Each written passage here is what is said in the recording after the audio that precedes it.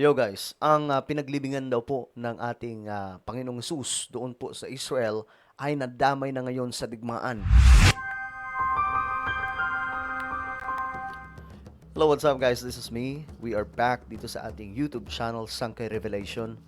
Magandang oras po sa inyong lahat. Ito pag-usapan po natin ngayon, mga sangkay itong tumitinding kaguluhan sa Middle East, no? Na binabantayan din po natin mga sangkay kasi malaki po ang bahagi no pagdating po sa Bible prophecy nitong nagaganap ngayon diyan sa Israel, Persia o Iran mga sangkay and yung kaguluhang nagaganap na ito mga sangkay hindi po natin alam kung ano ang matutupad na propesiya na naman na nakasulat sa Bible. Ito po talaga yung binabantayan po natin. Anyway, bago tayo magtuloy-tuloy, sa mga hindi pa po dyan nakakapag-subscribe, guys, makikita nyo po yung subscribe button sa baba ng video na to.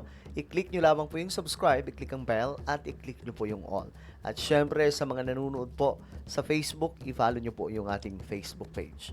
Alright, pinatutunayan lamang mga sangkay na ang salita ng ating Panginoon ay hindi po talaga nagsisinungaling regarding po mga sangkay sa mga nangyayaring kaguluhan ngayon sa mundo. Ano sabi ng Bible mga sangkay?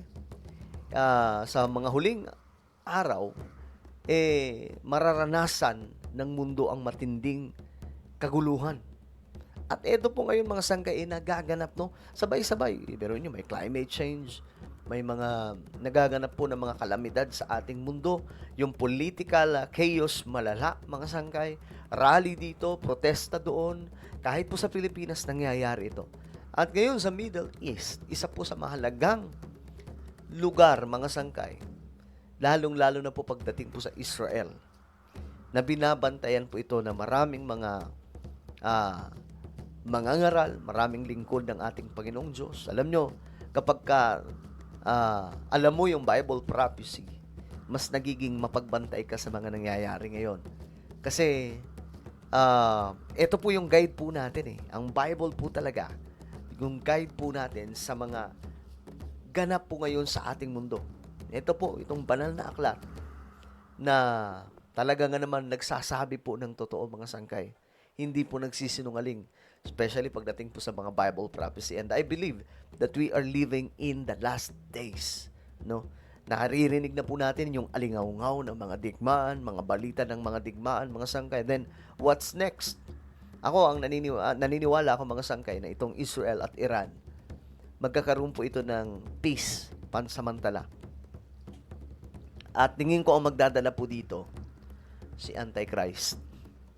No? At yan po pa naman ang malaking deception na magaganap po sa Israel. Naaakalain po nila na Messiah yon. Ngayon, mga sangkay, pag-usapan po natin.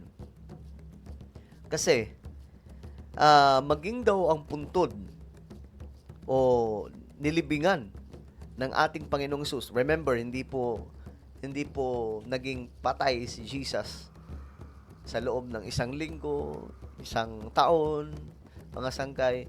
Si Jesus po, pagkatapos ipako sa krus, at nung nilibing siya, after 3 days, nabuhay siya, mga sangkay, at umakyat po sa langit.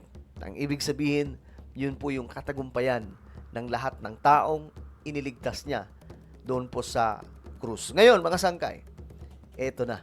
Yung kanyang pinaglibingan nung time po na nabuhay ang ating Panginoon, mga sangkay, tinamaan na rin daw po nitong debris ng isang missile. The decision to close holy sites per home front command instructions is a decision to save lives.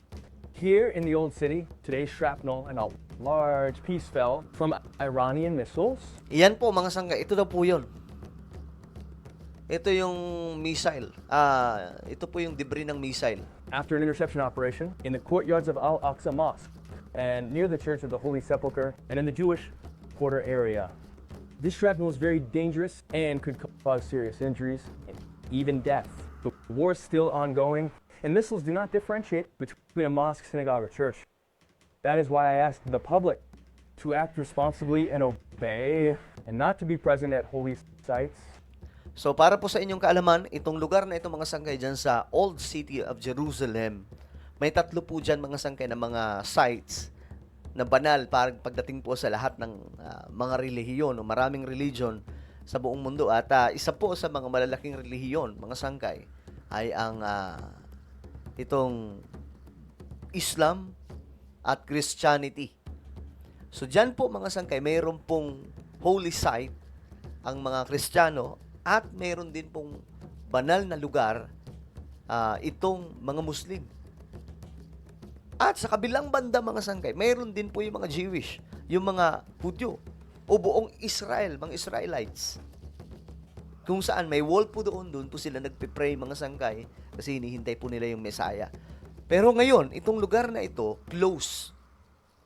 Kinlose muna mga sangkay kasi nga po nagkaroon ng pag-atake itong tinarget po ng Iran.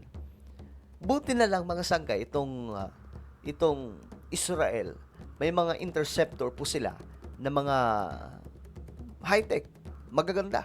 Kung kaya tinamaan po mga sangkay, pero nahulog pa rin po doon, nabagsakan pa rin po, nagkaroon pa rin po mga sangkay ng kaunting pagsabog, tinamaan pa rin po yung Old City of Jerusalem. At kasama daw po doon mga sangkay sa tinamaan, nahulugan po ng debris ay yung pinaglibingan ng ating Panginoong Hesus. or congregate at this time. Ayan, mga sangkay, oh.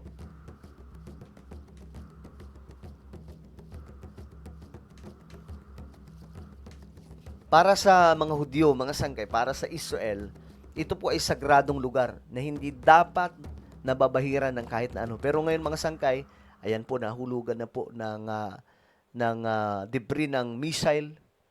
At importanteng lugar, mga sangkay, yung Old Jerusalem. Ayan, ito po yung mga nahulog. At sabi pa nga po nila, itong mga nakikita po nila mga debris ng missile, hindi na po ito basta-basta. Ngayon, mga high-tech na nga daw po yung ginagamit nitong Iran. Ibig sabihin, matagal na daw po nilang pinaghahandaan ng digmaan na ito. Pero, ayun na nga po, ang Israel, mapalad lamang po sila dahil meron po sila mga high-tech na pangdepensa. No, kung kaya't tumama man mga sangkay, nahulog man sa kanila itong mga debris, pero hindi po sila nasapol ng mismong missile. Ayan, laki no, mga sangkay. So yan yung situation mga sangkay doon po sa sinasabing banal na lugar doon po sa Israel. Ayan po. Ngayon, pinagbabawal muna yung mga turista, bawal muna lahat mga sangkay. Sa tatlong grupo ng religiyon diyan, kasi open na open po yung itong Israel eh. May mga Kristiyano, meron din po mga Muslim o relihiyong Islam, meron din pong syempre yung kanila, importante 'yon, no? At alam nyo, sa huling mga araw, mga sangkay, pagdating po sa Bible prophecy, itong Jerusalem, papalibutan po yan ng mga sundalo na kumakalaban sa Israel. At that time, mga sangkay, si Antikristo ang mangunguna, no? Isa sa mangunguna sa pagsugod, no? Mag-aalaw sa pagsugod ng maraming kasundaluhan dito sa Israel. At itong digmaan na ito mga sangkay ay posibleng yun ang kantungan. Pero ang tingin ko dito talaga mga sangkay, magkakaroon po muna ng peace. Yun po yung sinasabing peace treaty ni Antichrist at ng Israel. Bibigyan ng pansamantalang peace ang Israel. Walang gera sa loob ng 7 years. Kasi itong Israel, lagi pong may kalaban yan mga sangkay. Kaliit-liit na bansa, pero pinapalibutan po sila ng mga kung sino-sinong kalaban dyan, especially itong Persia, itong Iran na dapat kakampi po nila ito dati mga sangkay. Pero sa Bible prophecy, ang Persia, mga sangkay, ay magmamarcha din po dyan sa Gog and Magog battle para po puksain itong Israel. No? At hahantong po ito sa Battle of Armageddon. So ito po yung nangyayari ngayon mga sangkay. Bantayan po natin itong ganap ngayon sa Israel. Kasi hindi po ito birong nangyayari ngayon sa kanilang bansa, no? Sabi pa nga, kapag involved daw po ang Israel sa mga digmaan, yung buong Christian community or Christianity, lalong-lalo na yung mga nag-aaral talaga pagdating po sa Bible prophecy, nakatutok sa kung ano po ang magiging ganap, what will be the next, no? Kung ano po ang mangyayari sa susunod. So, ngayon mga sangkay, kahit ako nakabang po talaga ako, kasi itong Israel, mahalaga po ito pagdating po sa mga prophetic events. Alright? So ano po ang inyong opinion, mga sangkay? Comment down below. Huwag niyo pong kailimutan na isubscribe itong ating YouTube channel. God bless everyone.